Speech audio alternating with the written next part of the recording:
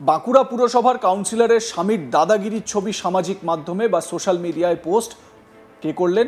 বিরোধী দলনেতা Suvendu Adhikari. Post viral হতেই ছড়ালো রাজনৈতিক চাপানুতোর। ফের বাঁকুড়া পুরসভার 15 নম্বর ওয়ার্ডের তৃণমূল কাউন্সিলর পিঙ্কি চক্রবর্তীর স্বামী পীযূষ চক্রবর্তী ওরফে বাপি চক্রবর্তীর দাদাগিরির ছবি সামনে এসেছে। রাজ্যের বিরোধী দলনেতা সামাজিক মাধ্যমে একটি ভিডিও পোস্ট করে বাঁকুড়া জেলা পুলিশ সুপারকে ওই তৃণমূল নেতার বিরুদ্ধে প্রয়োজনীয় পদক্ষেপ করার আর্জি জানিয়েছেন।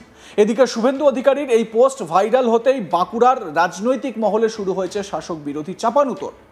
আপনাদের প্রথমে সেই ভিডিওটা দেখাই, তারপর আসছি বিস্তারিত আলোচনায়।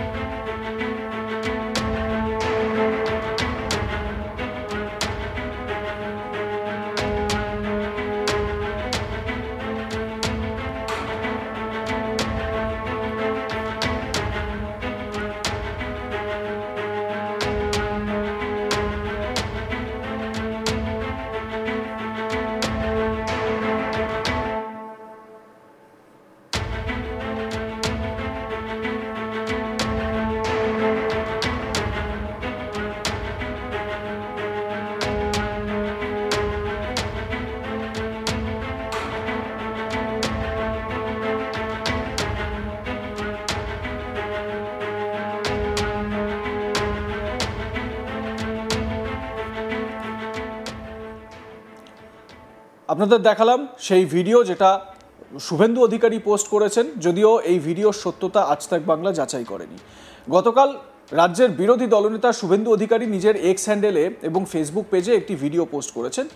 ওই ভিডিওতে যেটা দেখা যাচ্ছে, নার্সিংহোমের এক সাফাই কর্মীকে মারধর করছেন বাইক আরোহী এক ব্যক্তি, আর তাকে যিনি মারধর করছেন তিনি বাঁকুড়া পুরসভার 15 নম্বর ওয়ার্ডের তৃণমূল কাউন্সিলর পিঙ্কি চক্রবর্তীর স্বামী তথা শহরের দাপুটের তৃণমূল নেতা পীযূষ চক্রবর্তী ওরফে বাপি চক্রবর্তী। সোশ্যাল মিডিয়ায় এই ভিডিও পোস্ট করে শুভেন্দু অধিকারী বাঁকুড়ার পুলিশ সুপারের উদ্দেশ্যে লেখেন, এই ঘটনার জন্য অবিলম্বে বাপি চক্রবর্তীর বিরুদ্ধে তপশিলি জাতি ও তপশিলি উপজাতি অত্যাচার প্রতিরোধ আইনে মামলা দায়ের করতে হবে। অভিযুক্তর বিরুদ্ধে কঠোর ব্যবস্থা গ্রহণ করা না হলে প্রয়োজনীয় পদক্ষেপের হুঁশিয়ারিও দিয়েছেন রাজ্যের বিরোধী দলনেতা। আহত যুবক তিনি কি বলছেন তার বক্তব্য একটু শোনাই আপনাদের। তোকে তো মারধর করেছিল নাকি? মারধর তো করেছিল তোকে? কি হয়েছিল? ঘটনাটা কি হয়েছিল তুই বল, সেদিন ঘটনাটা কি হয়েছিল? কি হয়েছিল? কিছু হবে না, এরকম তুই যে ঝাটপাট দিচ্ছিলি তুই কি হয়েছিল? ঝাট এরকম আমি মানে ওখানে কাজ করি না। হ্যাঁ তুই কাজ করিস না তো, সেদিনে তুই একজনের জন্য দিয়ে ইয়াটাকে দেখি না ভিডিওটাকে। বললো তো এরকম মানে ঝাড় দিতে বলে গেল, ওদিন সেজন্য ঝাড় দেওয়ার পর কি হয়েছিল? ঝাড় দেওয়ার পরে কি হয়েছিল? কিছু হয় না, এরকম সে নোংরা ছবিতে দেখতে পাচ্ছি তোকে একজন মারছে। হ্যাঁ ওটা তো সে নোংরাটা মানে সে তুলতে বলছিল, ওটার জন্য মানে মারেছিল। কে মেরেছে? হ্যাঁ কে মারছিল তোকে? ওখানে মারেছিল। কে মারছিল? হ্যাঁ কে মেরেছিল? নাম কি? কে মারেছিল ওখানে? কে? হ্যাঁ খুব জোর মেরেছিল। মারেছিল এত যে মাথা হালকার মধ্যে মনে লাগেছিল, সেরকম লাগে না। সেটা তো উচিত হয় না, মারধর করাটা তো উচিত হয় না ওটা, কিন্তু কি করবে, আমি তো হ্যাঁ দুঃখ করেছিলাম না, এরকম মারেছিল আর কি। এরকম ভাবে মার ঝাড় দিচ্ছিলাম তো।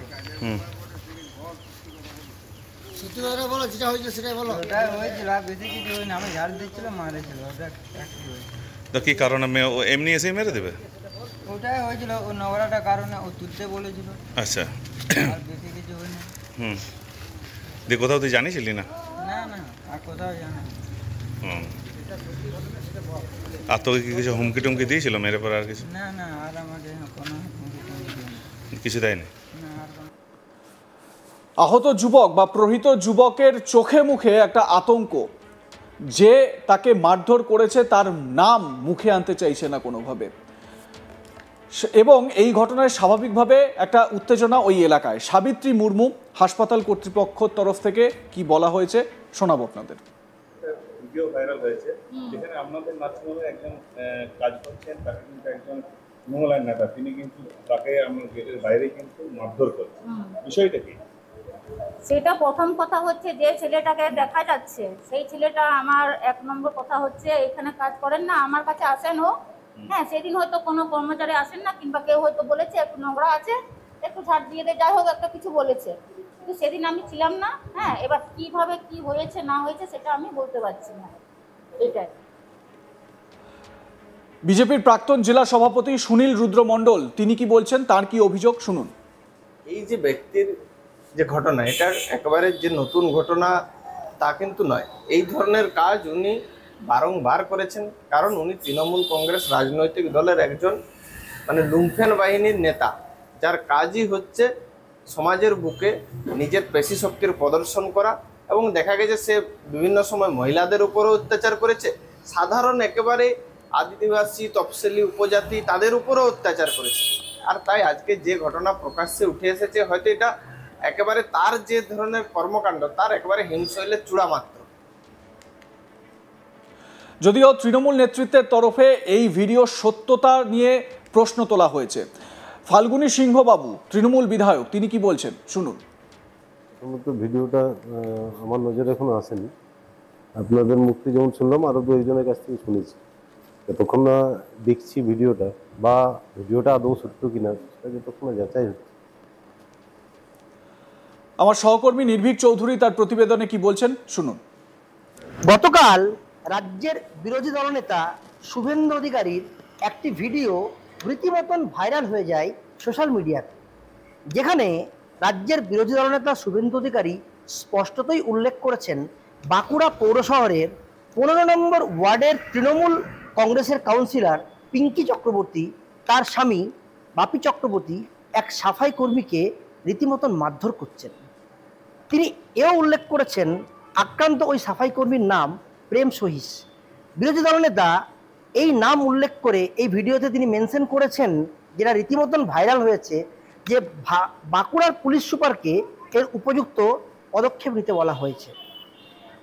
ভিডিওতে দেখা যাচ্ছে যে তৃণমূল পরিচালিত বাঁকুড়া যে মিউনিসিপ্যালিটি রয়েছে তার যে কাউন্সিলর, সেই কাউন্সিলরের স্বামী বাপি চক্রবর্তী এক সাফাই কর্মী যার নাম প্রেম সহিস, যেটা বিরোধী দলনেতা নিজে উল্লেখ করেছেন, তিনি তাকে বেধড়ক মারধর করছেন।